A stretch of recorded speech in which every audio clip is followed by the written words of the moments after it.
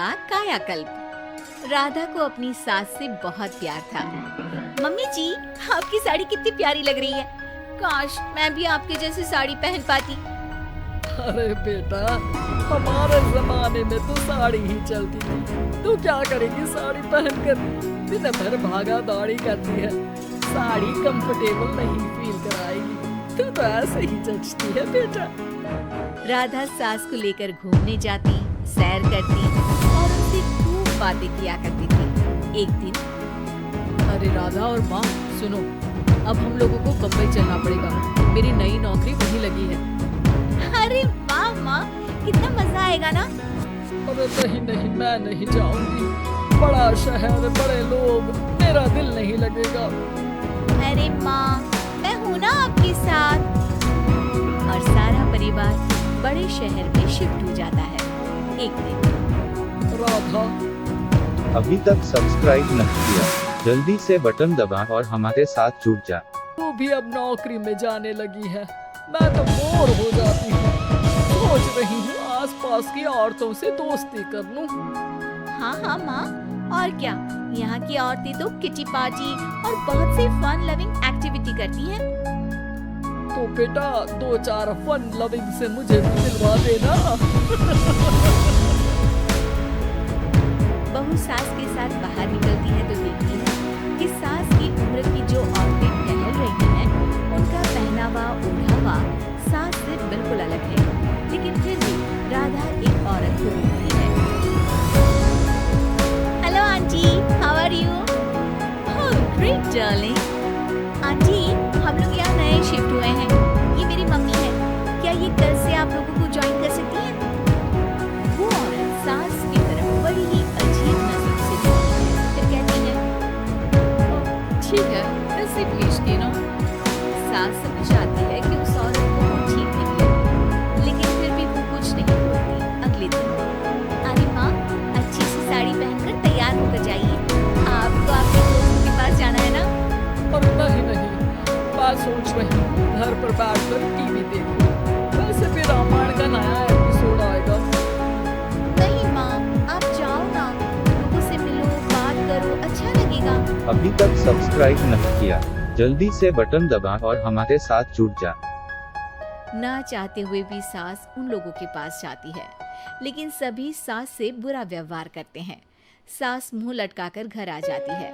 बहू समझ जाती है कि सास को कुछ हुआ है।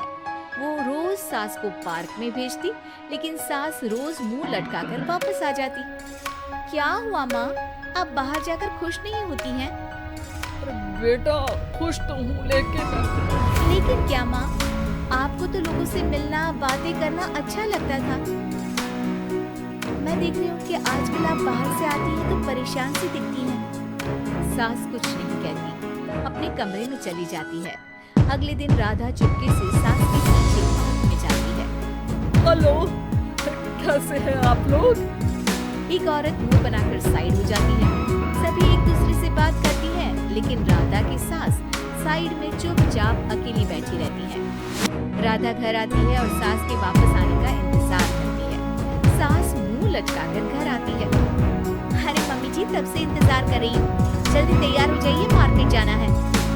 राधा सास को लेकर बाजार जाती है और उन्हें कुछ मॉडर्न कपड़े दिलाती है। अगले दिन सास उन कपड़ों को पहनकर पार्क में जाती है। Oh my god, you are looking gorgeous. अभी तक सब्सक्राइब नहीं किया, जल्दी से बटन दबा और हमारे साथ जुड़ जा। हे, मेरे घर में कल किटी है, तुम जरूर आना। अजीब औरतें हो तुम लोग। मैं रोज आती थी, तब तो तुम लोग सीधे मुंह बात भी नहीं करती। आज इन कपड़ों को देखकर तुम मुझे घर बुला रही हो। लेकिन सुनो, अब मुझे तुम लोगों से कोई बात नहीं करनी और ना ही दोस्ती करनी है। अरे तुम तो बुरा मान गई। वैसे दोस्ती नहीं करनी थी तो ये कायाकल्प क्यों किया? ये मेरी बहू ने किया है। मैं यहाँ सिर्फ ये देखने के लिए आई थी कि तुमको मुझसे समस्या है या मेरे कपड़ों से। कपड़े तो बदले जा सकते हैं। अच्छा चलो, जो भी हो, अब हम लोग तुम्हें अपने साथ रखने को तैयार हैं। लेकिन अब मुझे तुम लोग नहीं पसंद। ये बोलकर राधा की सास वहाँ से चली जाती है।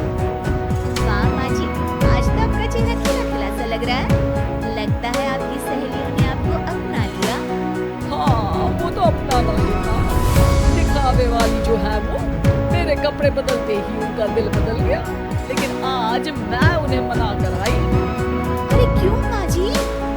क्योंकि उन लोगों को मुझसे नहीं मेरे कपड़ों से दोस्ती करनी थी। वैसे मेरे पास तो तू है ना मेरी प्यारी बहू, मुझे किसी की जरूरत नहीं है। अरे नहीं नहीं माँ जी, आप ऐसा क्यों सोच रही हैं? बेटा ये गलत भी तो नहीं है, जैसा देश वैसा भेष, क्यों? ठीक है ना माँ, अब जब ये हम लोगों का देश है तो क्यों ना हम यहाँ का भेष अपना लें? हाँ हाँ जरूर, मैं तो तैयार हूँ। समय के साथ खुद को बदलने में कोई बुराई नहीं है, लेकिन कहीं नकल के चक्कर में बंदर ना दिखने लगूं। खैर, बहू लग जाती है सास की कायाकल्प।